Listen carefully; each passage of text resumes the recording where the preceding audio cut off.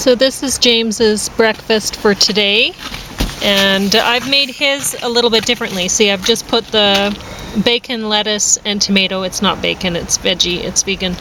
And mine, I'd put a tomato at the bottom, so it's kind of sandwiched in. I think it's cuter that way. But anyway, it's the Vienna sausage style that I made with all I did was fry it in the cast iron pan and stick it in between these things for a lovely little hors d'oeuvre. And I'll be talking about this movie and the great course and introduction to infectious disease. So, set that up there. And all we're having is, I put this chair a little far back. I took the cushion off because it was completely soaked and because it wasn't going to help me at all. Plum, eh? It's like a plum assignment.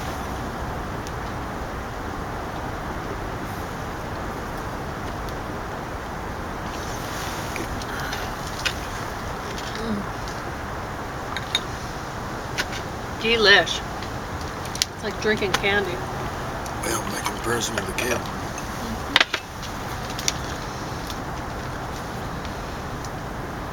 And these are pretty easy to make.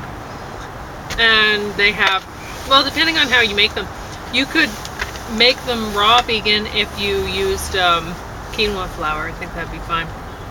But I cook these because I use the chickpea flour. I think it should be cooked, so.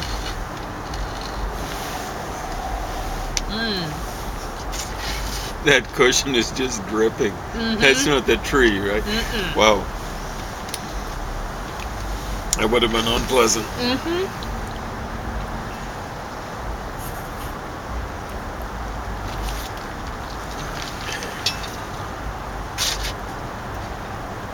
Oh, the movie. I may as well talk about it first. I actually enjoyed it. It's a pretty good horror movie. It was, it seemed like it was quite amateurish, but somehow they managed to score a decent actor, so I don't know if he's related to one of the young people who put this out or what. But it's kind of interesting. You have, I think it's probably put out by, actually, I think it's put out by your generation. My generation? Maybe. Or else mine. Mine is really dark.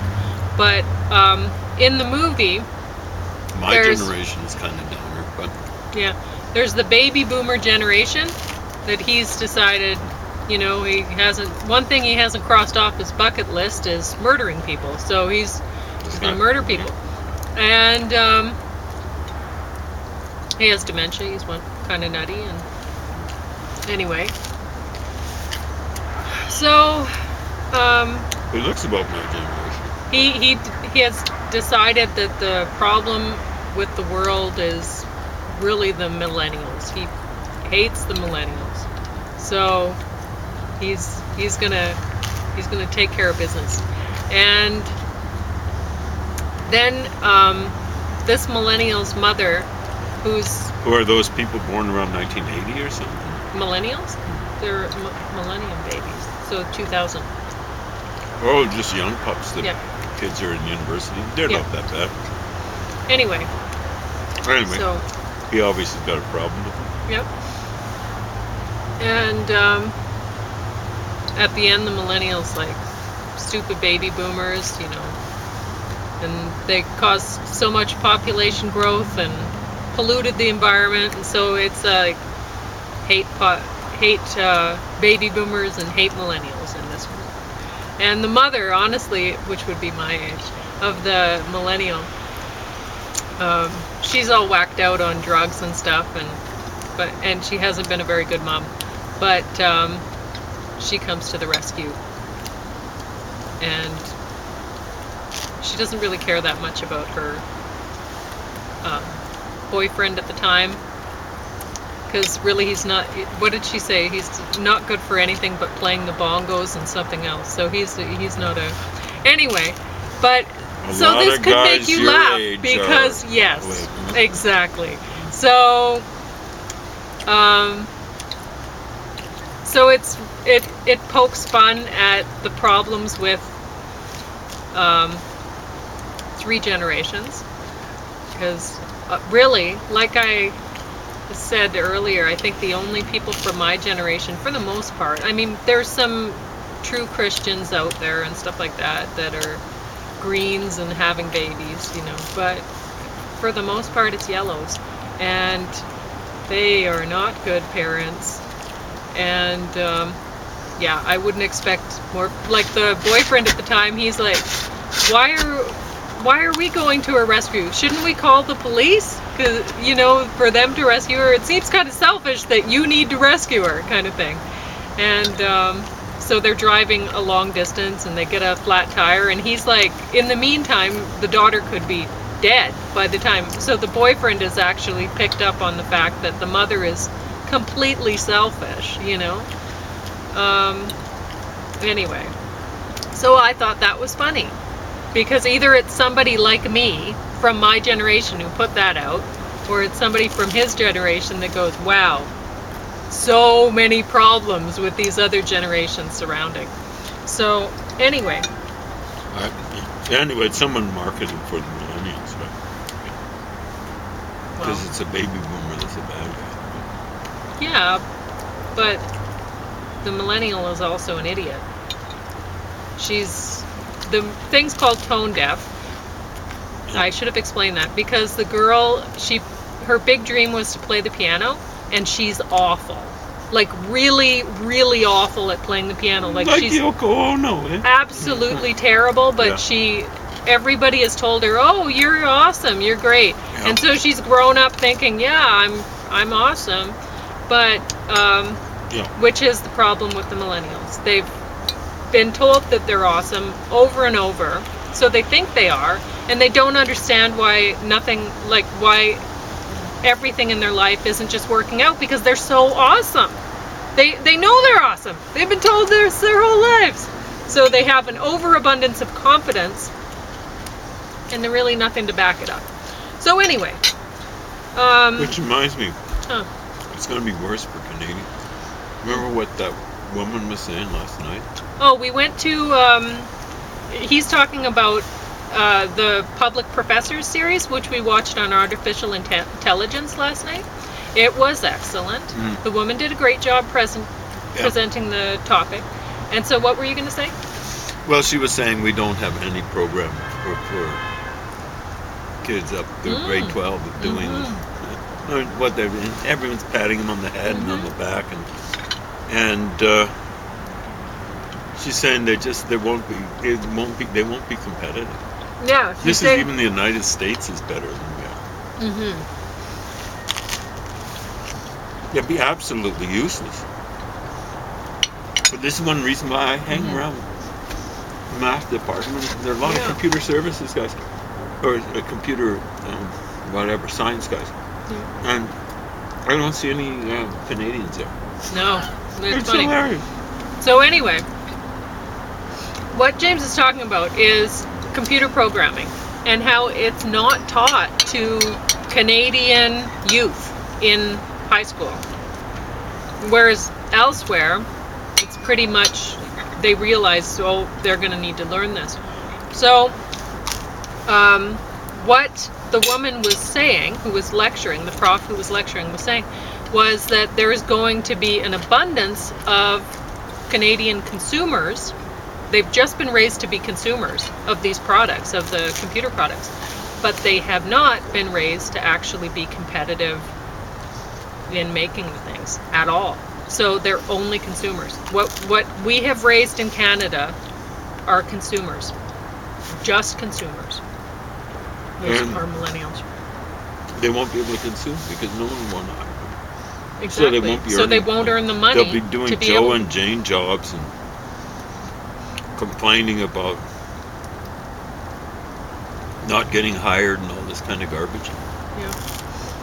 Will it be their own They'll fault? be Or will it be their parents' fault? they'll be getting stoned is what they'll be doing. Yeah. They'll be living at the homeless shelters and wherever they can, and just whacked out on whatever drugs, because they're, for the most part, they're yellows. Because Well, that's the how they're people being from my raised. generation, the women from my generation who were having children, either yellows or reds. They were aggressive personality types. And so their children raised aggressive personality types. They're single mothers, or the relationship breaks up relatively quickly. So then the children are raised single parent, aggressive, and yeah, troubles. Anyway, lecture 16. Over 60 million people have STDs. Most common age group, 50% of the new STDs each year happen to those age 15 to 24. 75% of us will be exposed to HPV by age 50. STDs are often asymptomatic. Genital herpes is most common. Chlamydia is neither bacteria nor virus. It's an in-between germ. More than 1 million cases diagnosed in the U.S. each year. What is that? Chlamydia? Yep. In between. Asymptomatic and is the #1 cause of female infertility in the United States. A urine sample can be used for test. There are ureaplasma and mycoplasma genitalis are their new STD germs. I hadn't even heard of them. Fun times. They'll usually test for this if tests for chlamydia or gonorrhea is negative. Genital HSV is similar to herpes and remains latent in pelvic nerves, so it has the highest prevalence. You have it for life. Only 10% of individuals know they've acquired the virus. Most HSV infections are subtle. They have things that look like cold sores. Reoccurrences, most common within first 5 years after getting it. Newborn could get herpes. HPV is implicated in over 90% of the cervical cancers. Cervical cancer is one of the top 10 cancers in female mortality. HPV vaccine, one only protects against 2 types, the other protects against more types.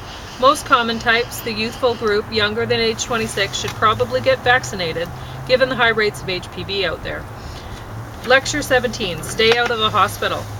Scotland banned all doctors' white coats, ties, pens, scissors, wedding ring, or watch in 2009 to try to prevent infection.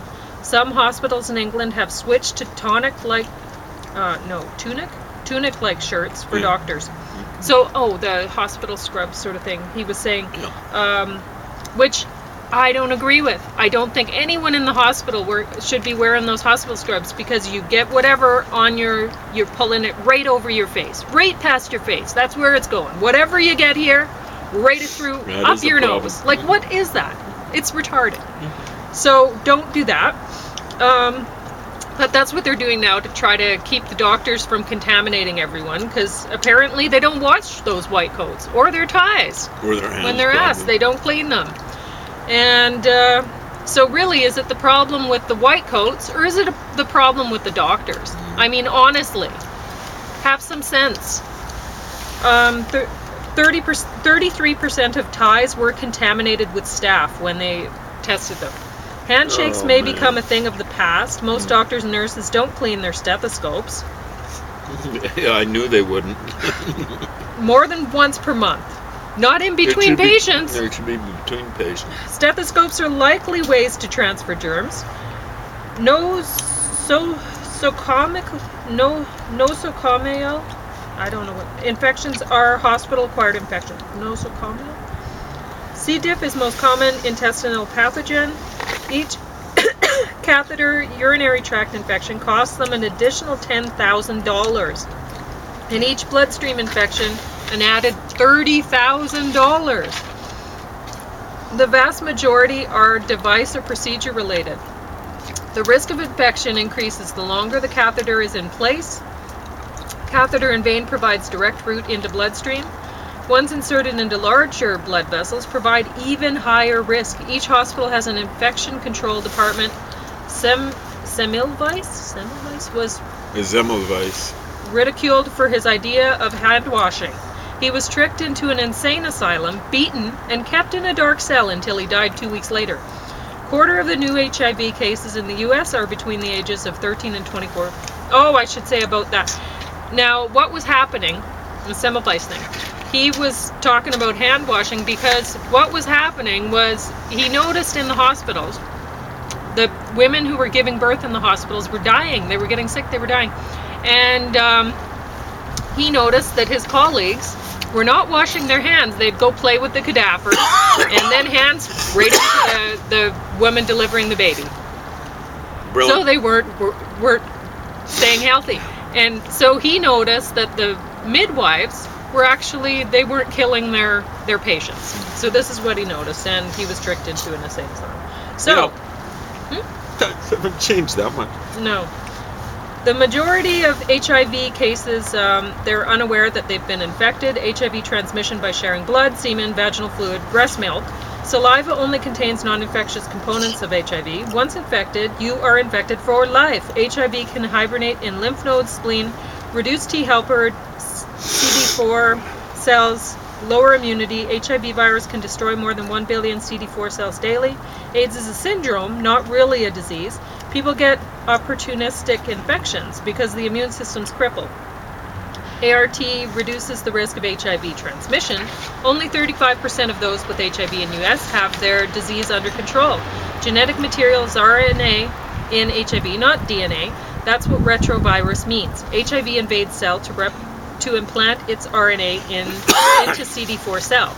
It evolves 1 million times faster than DNA in mammals. Since 1 to 10 billion HIV viruses replicate daily, there's a high turnover of genetic material and a high probability of drug-resistant mutant viruses to occur. HIV reverse transcriptase also has a higher error rate within its reading of its genetic code, so this increases rate of mutations and drug resistance. The odds of getting infected with HIV without mutations for drug resistance is becoming increasingly rare. Sometimes mutant HIV aren't more virulent. Some mutant viruses are weaker. Prevention's the key. Main transmission is sex.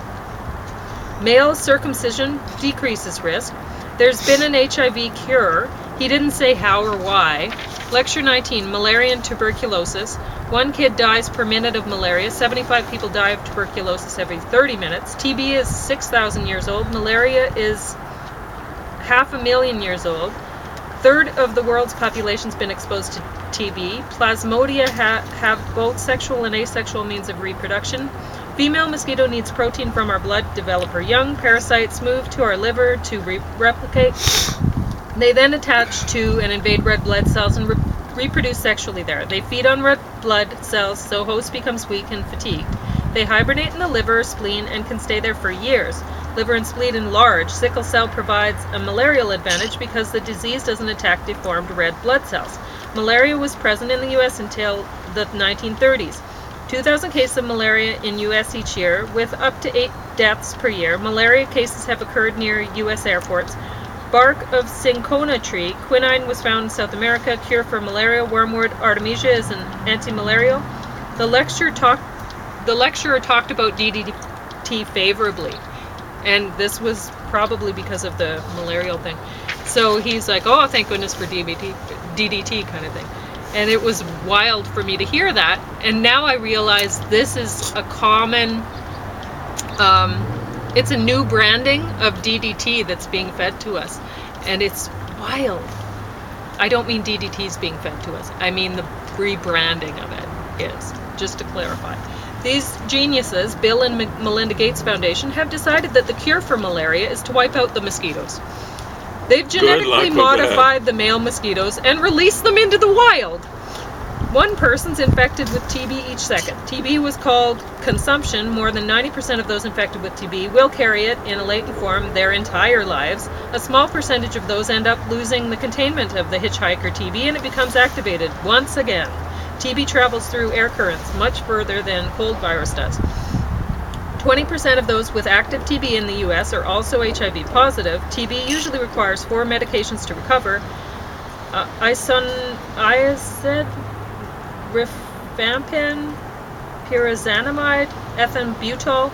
Those who don't take all meds in order and responsibly usually don't recover, and they increase chances of developing resistant TB and causing mutations in the TB. Do you want to quit it now?